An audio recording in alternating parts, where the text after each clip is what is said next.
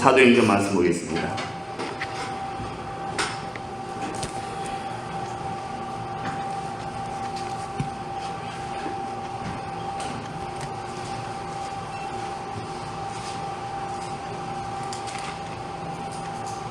사도행전 14장 8절로 18절까지 19절까지 보겠습니다. 사도행전 14장 8절로 19절까지입니다. 신약성경 212쪽입니다. 사도행전 14장 8절로 19절까지 한 절씩 교독합니다. 루스드라에 발을 쓰지 못하는 한 사람이 앉아 있는데 나면서 걷지 못하게 되어 걸어본 적이 없는 자라.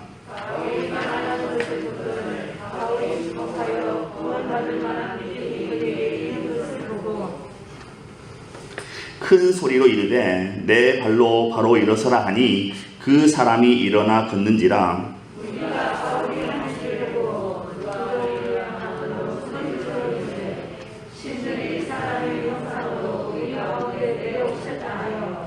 바나바는 제우스라 하고 바울은 그 중에 말하는 자이므로 헤르메스라 하더라.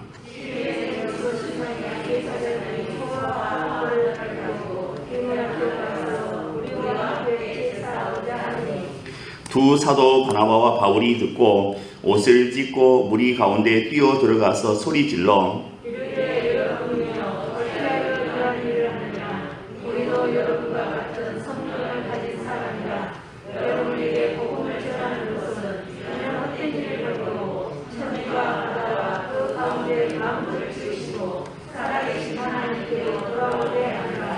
하나님이 지나간 세대에는 모든 민족으로 자기들의 길들을 가게 방임하셨으나 그러나 자기를 증언하지 아니하신 것이 아니니 곧 여러분에게 하늘로부터 비를 내리시며 열심히를 주시는 선한 일을 하사 공식과 기쁨으로 여러분의 마음에 만족하게 하셨느라 하고 이렇게 말하여 겨우 무리를 말려 자기들에게 제사를 못하게 아니라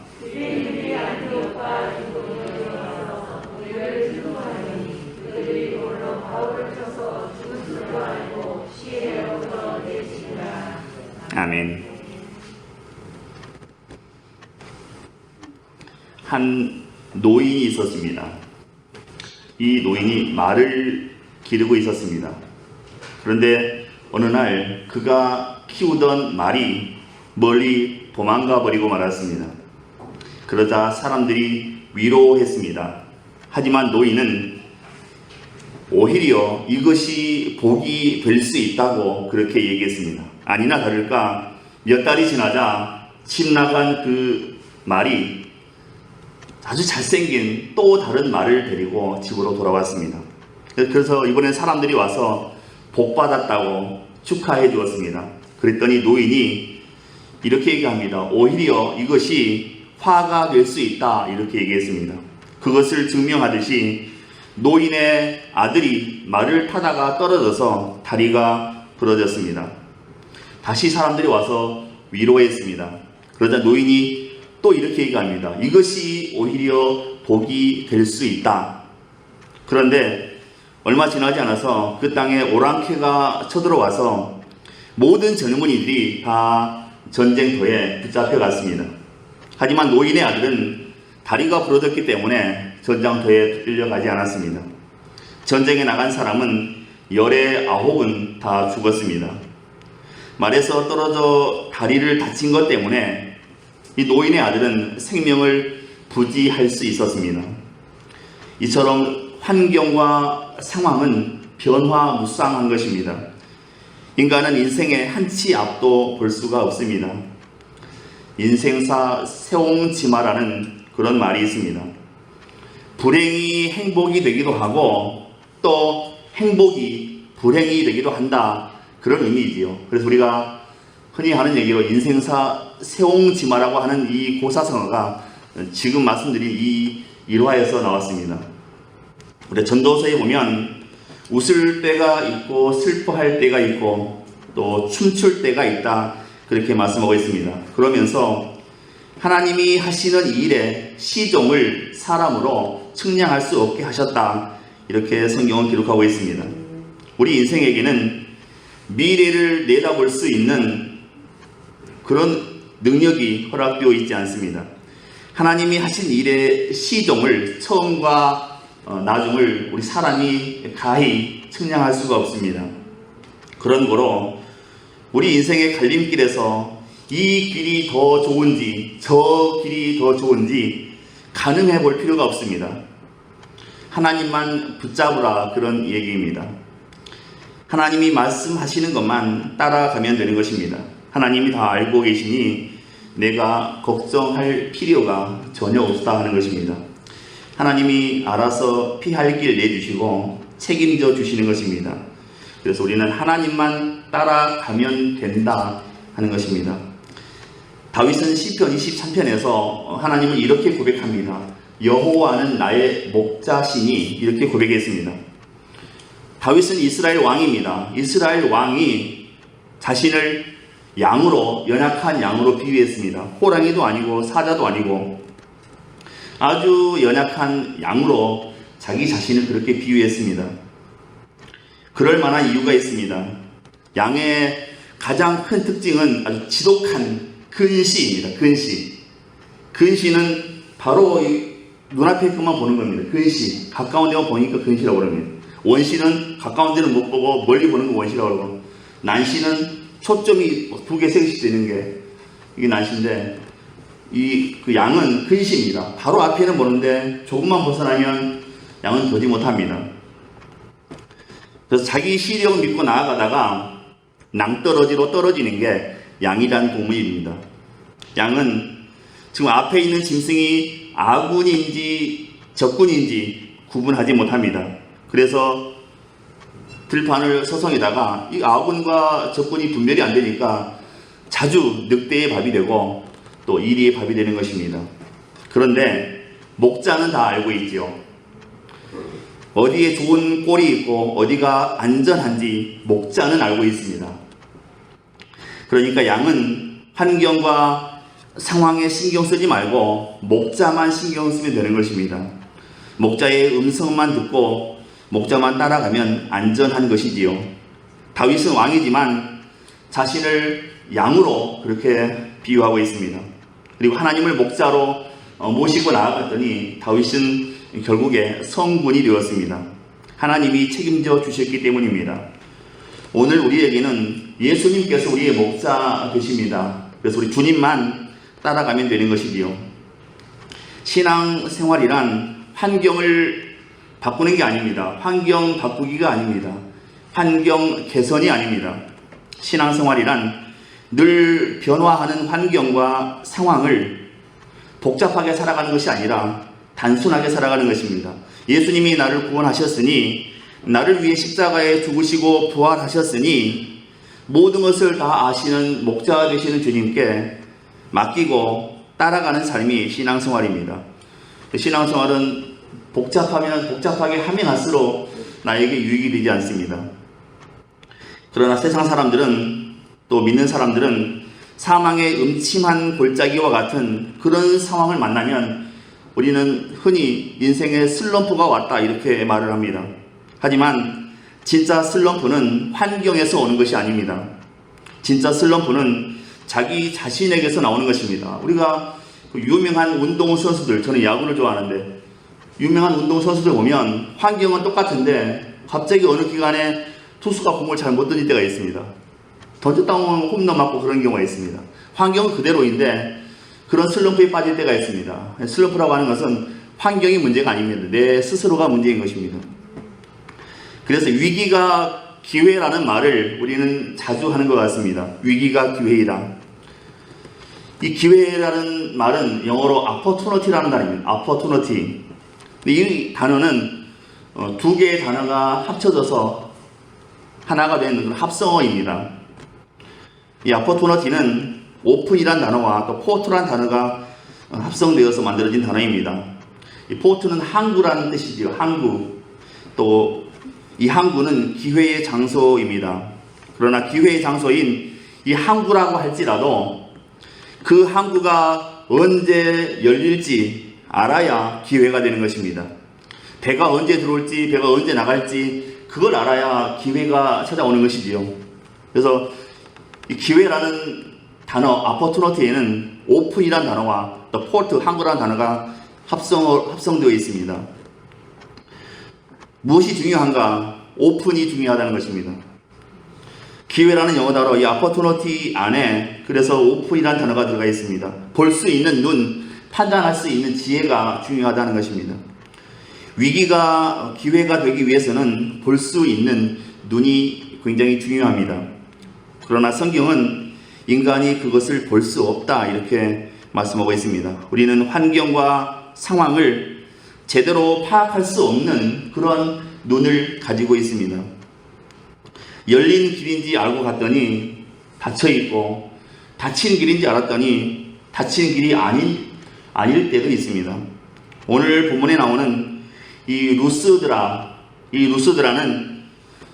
바울이 지금까지 전도 여행하면서 만났던 그 어느 도시보다 개발이 안 된 도시입니다.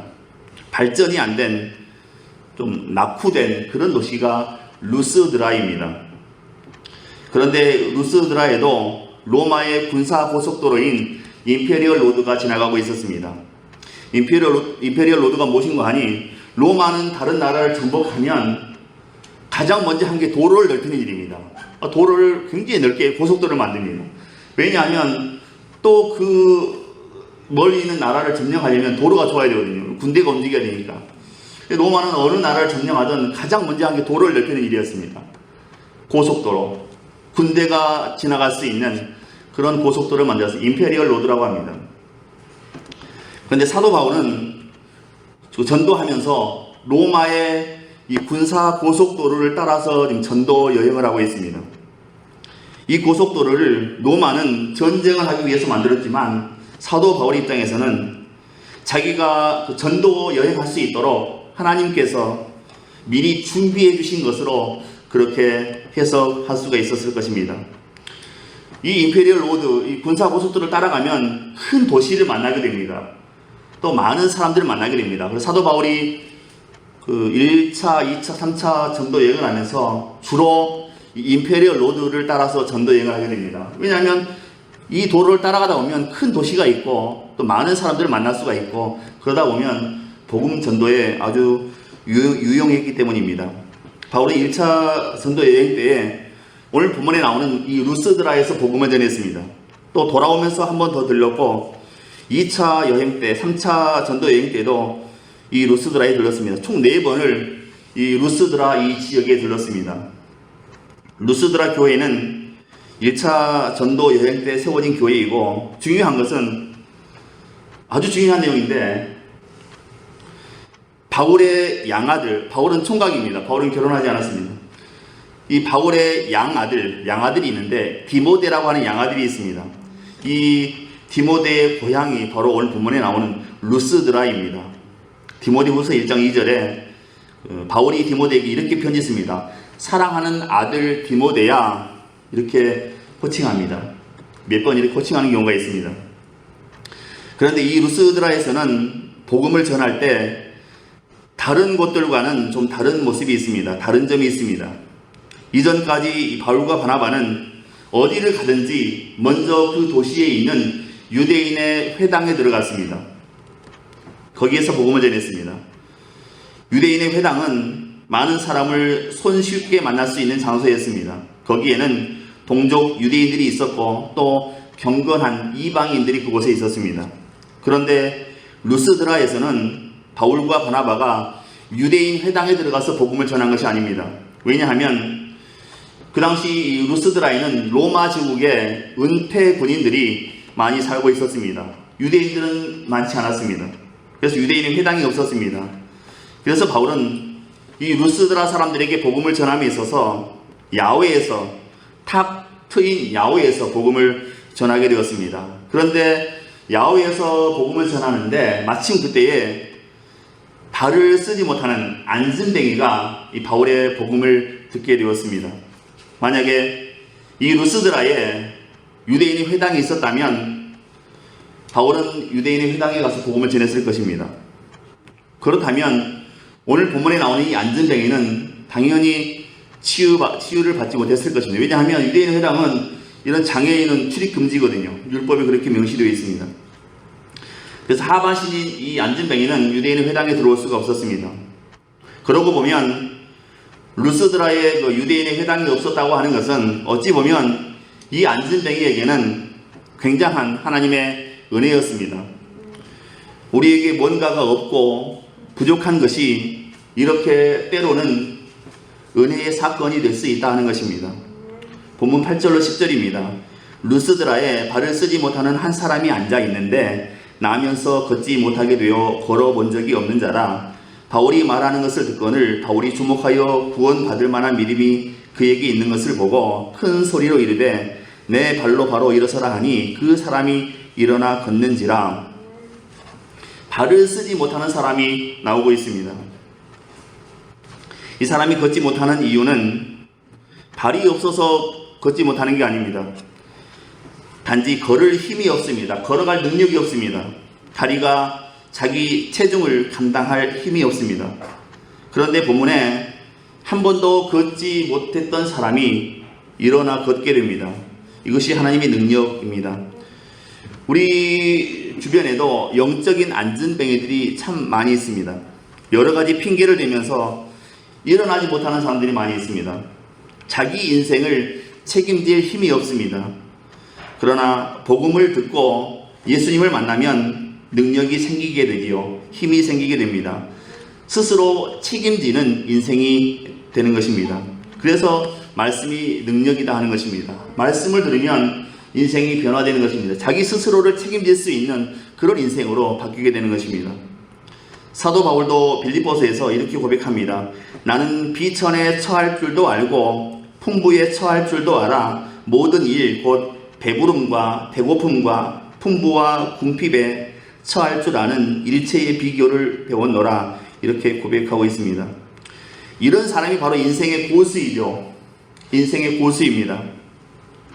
어떤 환경 가운데 있어도 자기 일을 해내는 사람, 자기 사명을 해내는 사람, 이런 사람이 바로 인생의 고수입니다. 내가 비천에 있을 때든 풍부할 때든 아팠을 때든 어디 묶여 있을 때든 자기 맡은 일을 해내는 사람, 자기 사명을 해내는 사람, 이런 사람이 바로 인생의 고수라고 할 수가 있겠죠.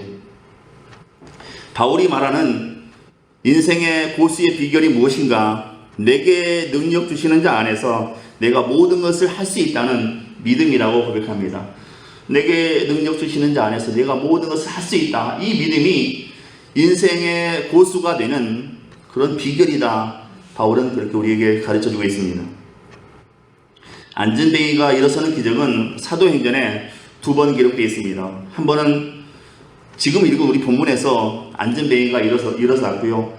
또 하나는 사도행전 3장에서 베드로가 안진뱅이를 일으켰습니다. 사도행전 3장에서는 걷지 못하던 사람이 성전 미문에 앉아서 구걸하고 있었고 마침 베드로가 지나가고 있었습니다. 걷지 못하는 사람이 무엇을 얻을까 해서 베드로에게 손을 떡하니 내밀었습니다. 이에 베드로가 말하지요. 은과 금은 내게 없거니와 내게 있는 것을 내게 주노니 나사렛 예수 그리스도의 이름으로 걸으라. 이렇게 말합니다. 여기서 있는 게 뭐고 없는 게 무엇입니까? 은과 금이 없습니다. 베드로에게는 은과 금은 없습니다. 하지만 있는 게 뭔가? 예수 그리스도의 이름이었습니다.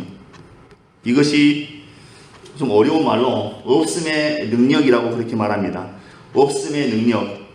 교회의 능력은 어디서 나오는가? 은과 금에서 나오지 않습니다. 예수 그리스도에게서 나오는 겁니다. 교회가 자꾸 은과 금으로 일하려고 하니까 문제가 생기게 되는 거죠. 교회의 능력은 믿음에서 나오는 것입니다. 예수 그리스도를 우리가 의지해야 되는 것입니다. 한 영혼이 구원받고 세워지는 것은 은과 금에서 나오는 것이 아닙니다.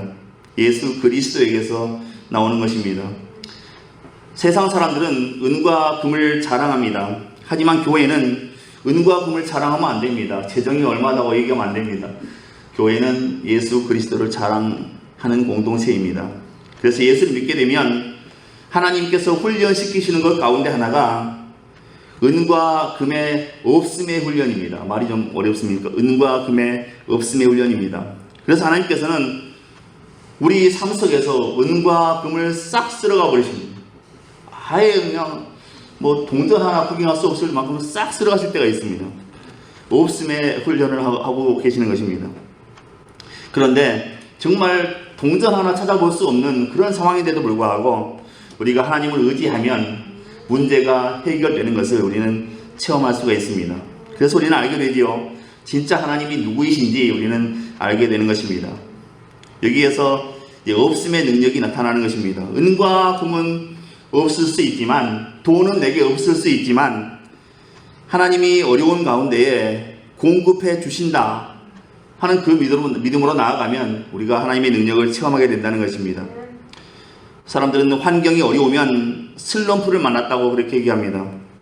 그러나 슬럼프는 서두에 말씀드린 대로 환경이 가져오는 게 아닙니다. 슬럼프는 내가 만드는 것입니다. 슬럼프를 벗어나는 길은 우리의 목자 되신 예수 그리스도를 붙잡는 것밖에 없습니다.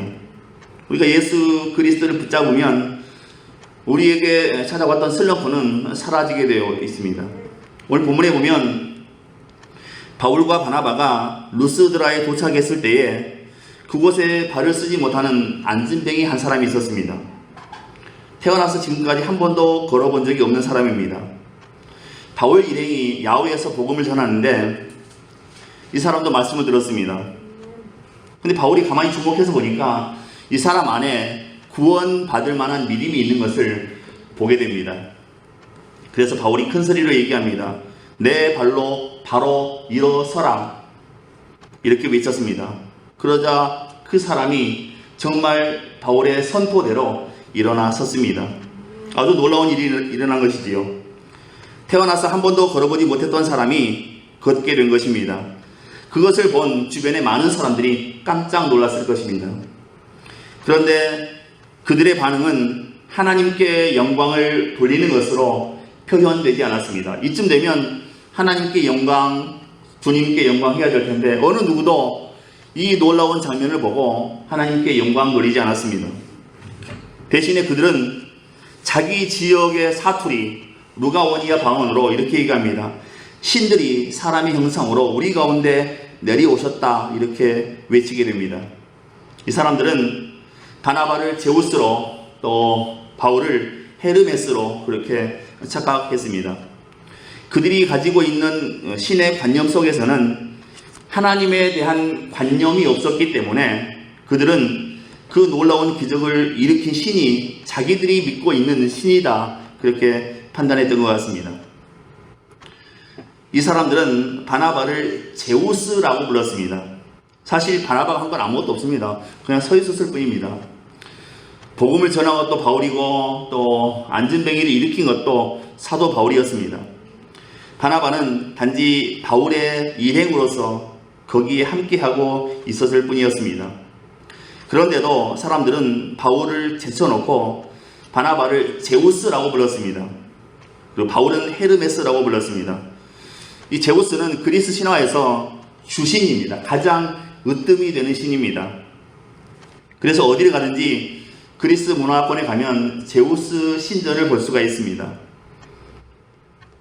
그리스 신화를 다루는 만화라든가 또 영화 이런 걸 봐도 제우스는 가장 멋진 그런 인물로 표현되고 있습니다. 왜냐하면 으뜸신이거든요. 제우스가 으뜸입니다. 영어로는 주피터라고 하는데 이 주피터 제우스가 으뜸신입니다. 루스드라 사람들이 보기에 바나바는 키도 크고 외모도 괜찮았던 것 같습니다. 반면에 바울은 외모가 좀 많이 부족했던 것 같았습니다. 그래서 그들은 풍채 좋고 외모 좋은 바나바를 가리켜서 주신인 으뜸인 제우스라고 불렀고 볼품없는 외모를 가지고 있는 바울에게는 또 바울이 계속해서 말을 해대고 있으니까 대변인을 뜻하는 헤르메스라 이렇게 불렀다 기록하고 있습니다. 실제로 바울은 고린도후서 10장 10절에 이렇게 고백하고 있습니다. 그들의 말이 그의 편지들은 무게가 있고 힘이 있으나 그가 몸으로 대할 때는 약하고 그 말도 시원치 않다 하니 이렇게 기록하고 있습니다. 바울이 스스로 생각해도 사람들이 자기를 볼 때 참 별 볼 일 없는 사람이다 이렇게 봤을 거라는 것입니다. 참 별 볼 일 없는 사람 같다. 이 외모가 그렇게 자신 있었던 것 같지는 않습니다. 그리고 제우스 신당의 이 제사장이 안진뱅이가 일어났다는 소식을 듣고 소와 또 화환들을 가지고 무리와 함께 제사를 지내려고 했다고 본문에 기록하고 있습니다. 13절로 15절입니다. 시외 제우스 신당의 제사장이 소와 화환들을 가지고 대문 앞에 와서 무리와 함께 제사하고자 하니 두 사도 바나바와 바울이 듣고 옷을 찢고 무리 가운데 뛰어 들어가서 소리 질러 이르되 여러분이여 어찌하여 이런 일을 하느냐? 우리도 여러분과 같은 성정을 가진 사람이라 여러분에게 복음을 전하는 것은 이런 헛된 일을 버리고 천지와 바다와 그 가운데 만물을 지으시고 살아계신 하나님께로 돌아오게 함이라 이렇게 기록하고 있습니다. 복음을 전하는 사람의 태도, 마음이 너무나 중요합니다. 바울과 바나바가 지금 그런 모습을 우리에게 보여주고 있다고 생각합니다. 언제 옷을 확 찢어야 될지 잘 알고 있는 사람들이 바울과 바나바였습니다. 사람들로부터 존경받고 칭찬받고 영광을 받으려는 그 순간에 바울과 바나바는 옷을 그냥 확 찢어버렸습니다. 그리고 하는 말이 이겁니다. 우리는 하나님이 아니다. 그렇게 얘기를 했습니다. 모든 사람들이 당신들은 신이다라고 얘기하고 막 높여지려고 할 때 멋있게 옷을 쫙 찢으면서 우리는 하나님이 아니다. 그렇게 얘기하는 겁니다. 하나님 앞에 겸손했습니다. 보통 사람 같으면 그때 뭐 손을 들고 뭐 그렇게 했을 텐데 바울과 바나바는 그렇게 하지 않았습니다. 루스드라에서 이렇게 전도 활동이 이제 끝나갈 쯤에 다른 지역에 살던 유대인들이 쫓아와서 모함하게 됩니다.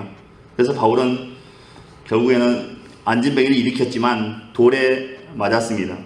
돌에 맞아 죽을 지경이 되었습니다. 그런데 하나님은 바울을 죽도록 내버려 두지 않으셨습니다. 아직 복음을 전할 곳이 많았기 때문이죠. 아직 사명이 남아있기 때문이죠. 20절입니다. 제자들이 둘러섰을 때에 바울이 일어나 그 성에 들어갔다가 이튿날 바나바와 함께 더베로 갔다 이렇게 기록하고 있습니다. 바울은 돌에 맞았습니다. 하지만 죽지 않았습니다. 사명이 아직 남아있었기 때문입니다. 그리고 돌에 맞고 살아난 그 이후의 행적이 참 중요합니다. 사람들은 보통 이렇게 돌 잔뜩 맞고 막 정신이 오락가락하는 상황에서 다시 복음을 전해야 되겠다 이런 생각을 아마 할 수 없을 것입니다. 보통 이런 일을 겪으면 트라우마가 생기게 됩니다. 트라우마, 외상 후 스트레스 장애, 우리는 그렇게 얘기하죠. 트라우마가 생깁니다. 우리 옛날 속담에 자라 보고 놀란 것은 소뚜껑 보고 놀란다고. 큰일을 한번 겪고 나게 되면 그런 일을 하기가 두려워집니다. 그런데 바울과 바나바는 전혀 그런 걸 개의치 않습니다. 예수님의 제자들은 예수님께서 십자가에 달려 돌아가시자 유대인들이 두려워서 방문을 다 걸어 잠그고 두려움에 벌벌 떨고 있었습니다. 이런 걸 트라우마라고 합니다. 외상후 스트레스 장애. 근데 바울과 바나바는 그렇지 않았다는 것입니다. 두려워하지 않았습니다. 돌에 맞았지만 그냥 툴툴 털고 일어나서 다음 전도 목적지인 더베로 이동했습니다. 그리고 거기서 그치지 않았습니다. 21절과 22절입니다. 복음을 그 성에서 전하여 많은 사람을 제자로 삼고 루스드라와 이고니온과 안디옥으로 돌아가서 제자들의 마음을 굳게 하여 이 믿음에 머물러 있으라 권하고 또 우리가 하나님의 나라에 들어가려면 많은 환난을 겪어야 할 것이라 하고 이렇게 기록하고 있습니다. 바울과 바나바는 지금까지의 그 선교 여정을 다시 거꾸로 해서 다시 지나가고 있습니다. 더베에서 루스드라로 이고니온으로 또 비시디아 안디옥으로 돌아가면서 그들이 전한 복음에 헌신하겠다고 결단한 제자들을 굳게 세웠습니다. 이 믿음에 머물러 있으라 그렇게 말했습니다. 우리가 돌에 맞아서 죽을 뻔했지만 하나님의 나라에 들어가려면 이 정도 환난쯤은 겪어야 된다 이렇게 말하며 제자들을 격려했다는 것입니다. 지금 비시디아 안디옥 또 이고니온 루스드라에는 바울에게 돌을 던졌던 사람들이 아직도 그대로 남아 있습니다. 기다리고 있습니다. 언제 어디서 돌이 날아올지 모르는 상황입니다. 바나바가 다시 바울이 돌을 맞아도 전혀 이상하지 않은 곳이 바로 이 지역입니다. 하지만 바울과 바나바는 피하지 않고 그 상황을 직면했습니다. 복음 전하는 것을 피하면 언제 유대인에게 복음을 전하고 또 언제 이방인들을 하나님 앞으로 돌아오게 할 수 있겠습니까? 이 두 사람은 1차 선교 여행뿐만 아니라 2차 또 3차 여행 때도 이곳을 지나갔습니다. 루스드라를 지나갔습니다. 자기들에게 돌을 던져서 죽이려고 했던 그곳을 다시 지나가면서 제자들을 믿음 위에 굳게 세웠다는 것입니다. 우리도 이 트라우마라는 이름으로 믿음 생활을 피해 가려고 하는 그런 경우가 있습니다. 나에게 상처 준 사람 피해 가려고 합니다. 나에게 상처 준 집단, 교회 안 가려고 합니다. 어디 가서 상처받으면 두 번 다시 그 교회 안 가려고 합니다. 우리도 다 그런 트라우마를 대처하는 방법이 다 다릅니다. 복음사 하다가 마음에 상처 입었으면 두 번 다시 그 자리 가려고 하지 않습니다. 그렇다 보면 우리가 설 수 있는 곳이 어디가 있겠습니까? 믿음 생활할 수 있는 곳이 없습니다. 우리는 그런 상황에 그냥 믿음으로 직면해야 됩니다. 마주쳐야 됩니다. 믿음을 가지고 복음을 전하는 현장으로 들어가야 되는 것입니다. 그리고 복음의 능력을 전하는 일을 우리가 포기하거나 뒷걸음질 쳐서는 안 된다는 것입니다. 미국에 아주 큰 그 대형 할인마트가 있습니다. 타겟이라는 유명한 할인 매장이 있습니다. 월마트와 함께 미국의 양대 산맥입니다. 가장 큰 그 마트입니다. 우리나라의 그 이마트보다 아마 10배 이상은 큰 그런 기업으로 알고 있습니다. 이 타겟에는 그 통계 부서가 있습니다. 통계를 내는 부서가 있습니다. 각 매장에서 올라온 그 데이터를 분석해서 매출을 올리는 그런 방안을 모색하는 부서입니다. 이 사람들은 소비자가 어떤 물건을 사갔는지만 조사하는 게 아닙니다. 소비자의 나이, 성별, 또 결혼 여부, 또 자녀 숫자, 집 주소, 생일 뭐든지 다 자료를 수집합니다. 그리고 분석합니다. 고객들에 대해서 철저하게 분석합니다. 이 타겟의 예측이 얼마나 정확한지 보여주는 한 사례가 있습니다. 타겟은 그들이 개발한 그 예측 프로그램을 통해서 어떤 한 고객이 임신부라고 판단하고 계속해서 이 고객에게 맞춤형 쿠폰을 보냈습니다. 그런데 안타깝게도 그 고객은 고등학생이었습니다. 집에서 쿠폰을 확인한 아버지가 그 쿠폰을 들고 이 타겟 매장에 찾아가서 화를 냈습니다. 항의했습니다. 아니, 고등학생한테 아기 옷하고 아기 침대 쿠폰을 왜 보내주는 거냐고 막 따졌습니다. 우리 딸 고등학생인데 왜 우리 딸한테 아기 옷 쿠폰하고 아기 침대 쿠폰을 보내주는 거냐고 말이야. 도대체 이놈 회사 뭐하는 회사냐고 따졌습니다. 담당자가 사과해서 겨우 그 상황을 진정시키고 돌려보냈습니다.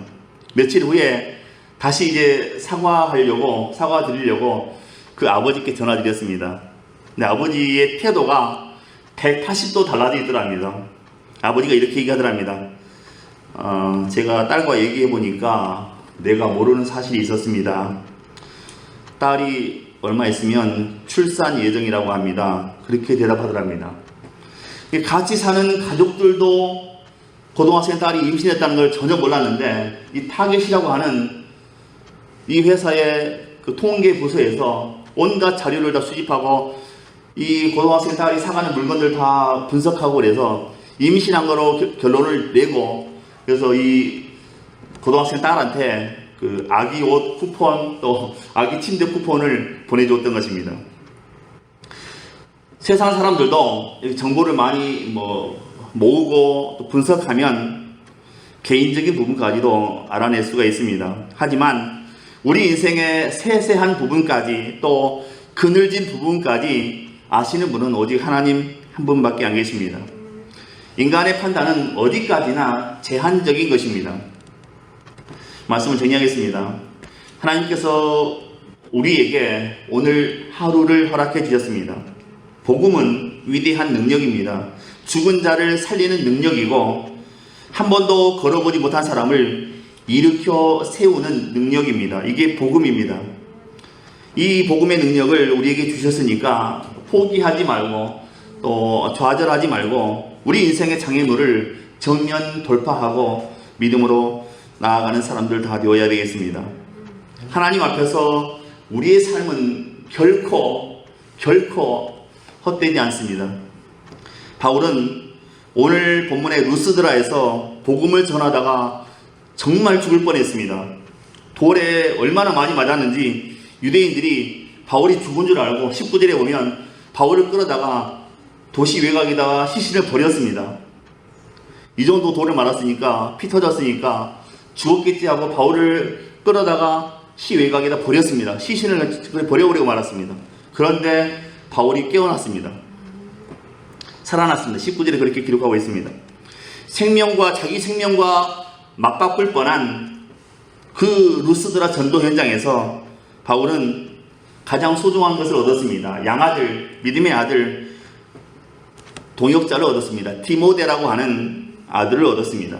가장 힘들었던 전도 현장에서 가장 귀한 동역자를 얻었습니다. 우리가 하나님 앞에 충성해야 합니다.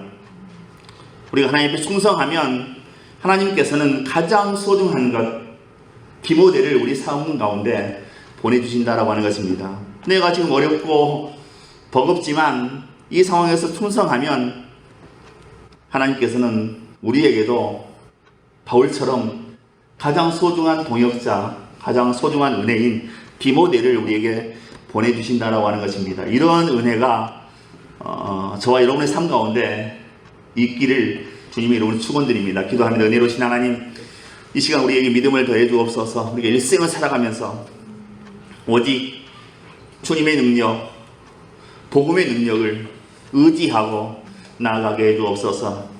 만나게 하는 모든 사람들에게 주님의 이름을 증거하게 하시고 복음을 선포할 수 있는 귀한 믿음의 사람들 다 되게 해 주옵소서. 우리의 모든 생명을 다해서 주님 앞에 충성하게 하시고 우리가 충성할 때 가장 소중한 디모데가 우리에게도 주어지게 하옵소서. 믿고 감사하오며 예수 그리스도 이름으로 기도하옵나이다. 아멘.